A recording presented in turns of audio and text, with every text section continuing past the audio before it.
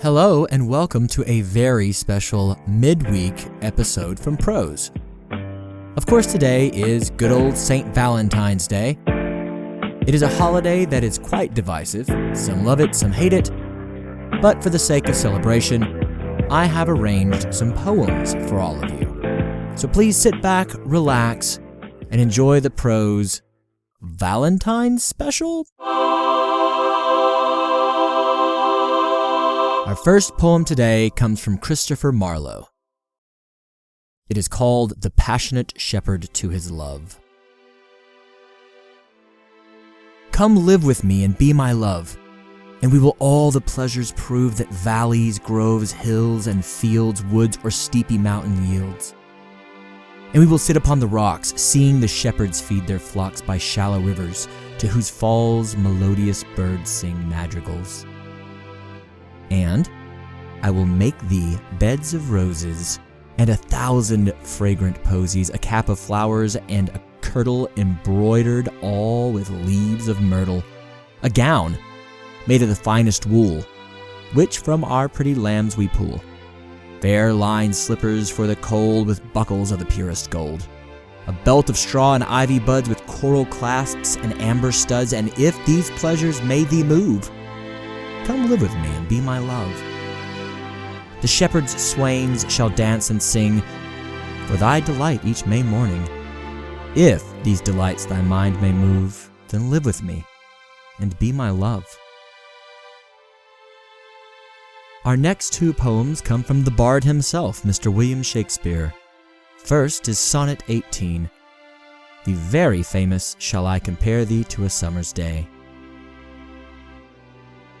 Shall I compare thee to a summer's day? Thou art more lovely and more temperate. Rough winds do shake the darling buds of May, and summer's lease hath all too short a date.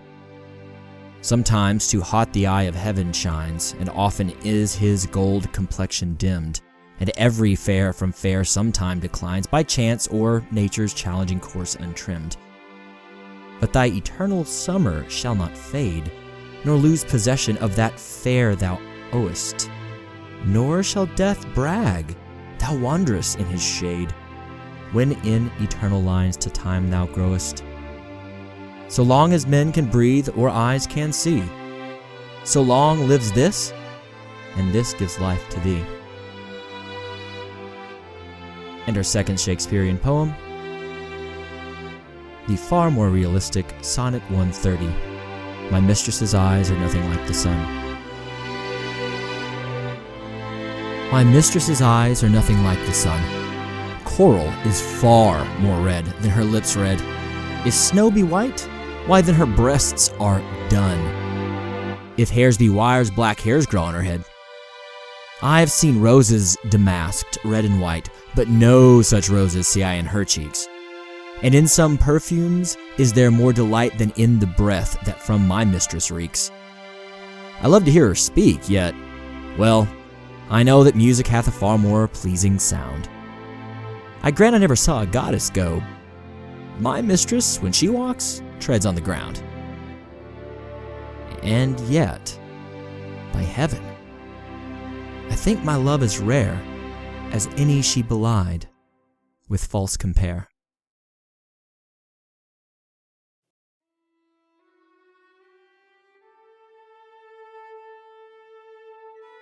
Our next poem is The Definition of Love by Andrew Marvell.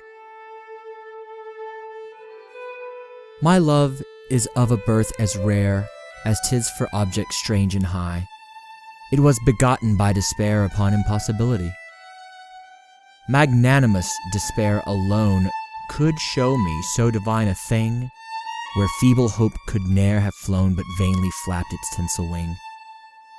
And yet I quickly might arrive where my extended soul is fixed. But fate does iron wedges drive, and always crowds itself betwixt. For fate with jealous eyes does see two perfect loves, nor lets them close. Their union would her ruin be, and her tyrannic power depose. And therefore her decrees of steel us as the distant poles have placed, though love's whole world on us doth wheel, not by themselves to be embraced. Unless the giddy heavens fall, and earth some new convulsion tear, and us to join the world should all be cramped into a planisphere. As lines, so loves oblique may well themselves in every angle greet, but ours so truly parallel, though infinite, can never meet.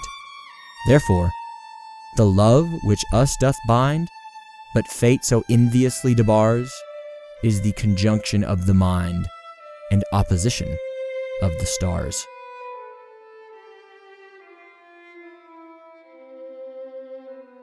The next poem comes from Percy Bysshe Shelley and is titled Love's Philosophy. The fountains mingle with the river and the rivers with the ocean. The winds of heaven mix forever with a sweet emotion. Nothing in the world is single.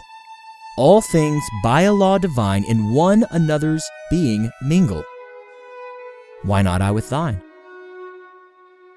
See the mountains kiss high heaven and the waves clasp one another. No sister flower would be forgiven if it disdained its brother. And the sunlight clasps the earth, and the moonbeams kiss the sea. What is all this sweet work worth, if thou kiss not me? Next up is Meeting at Night by Robert Browning.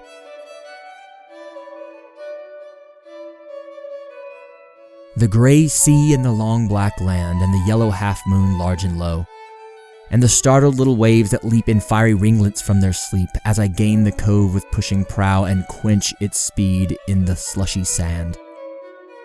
Then a mile of warm sea-scented beach, 3 fields to cross till a farm appears, a tap at the pane, the quick sharp scratch, and blue spurt of lighted match, and a voice less loud through joys and fears than the 2 hearts beating each to each.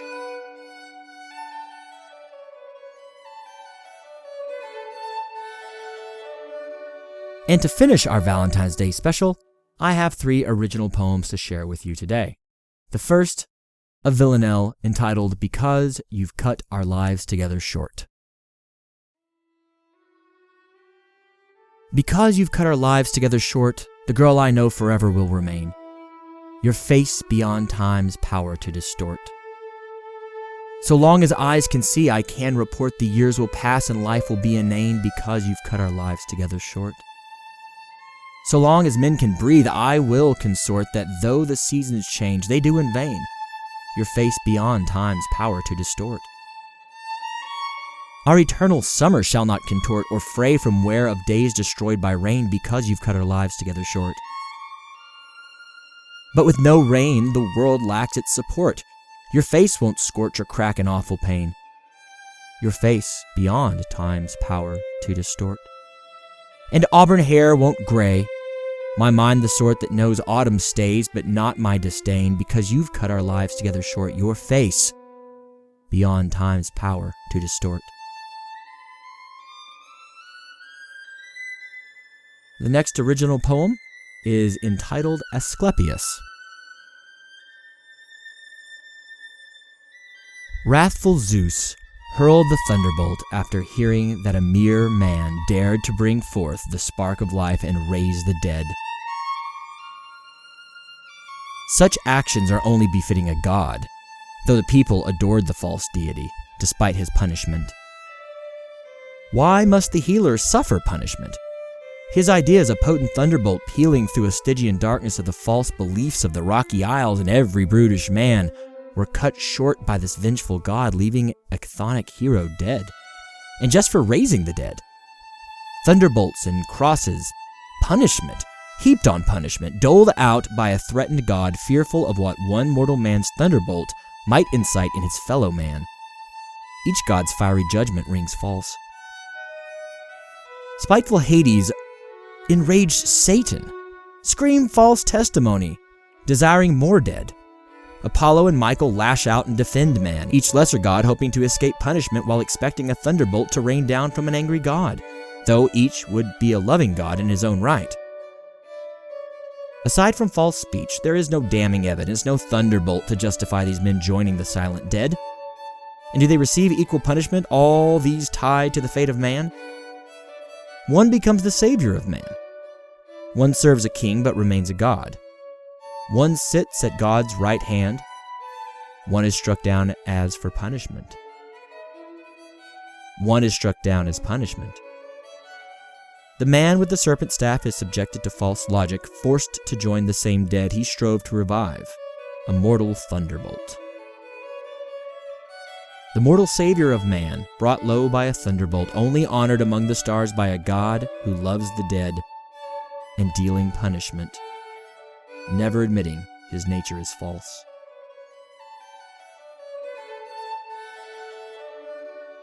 And lastly, we have the lion and the raven. The sleek pitch bird chose to land in the lion's path, deigning to grace him with her presence. She cawed, "Why, lion, do you remain a solitary beast?" "Dear raven," growled the lion, "we two are the same. You ostracized for your beauty and your awesome intellect. Me for my ferocity, for my passion for golden eyes that see too much." At that, the raven saw the truth in his bold words, and two bonded souls came to feel true kinships. Tell came from far and wide of Serendipity's jest, that two beasts as fine as him and she were made so disparate, yet so compatible. I love you. Goodbye. Thank you for joining me this Valentine's Day, whether you're one who celebrates or one who shirks the holiday. Please keep your eyes peeled for more updates from Prose, and we'll be back in 4 days with our regularly scheduled episodes. Happy Valentine's Day. I love you. I love you. Please don't forget me. Goodbye. Take care of yourself. Please don't do that. I forgive you.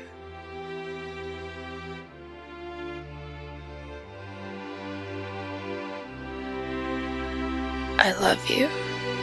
I love you.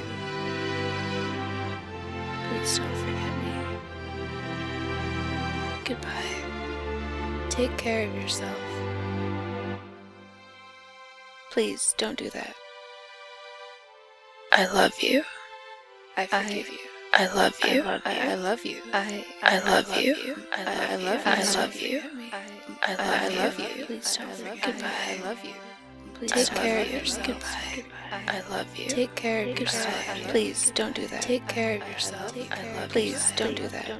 Take care. Please don't do that. Please don't do that. I forgive you. Please don't do that. I forgive you. I forgive you. I forgive you. I love you.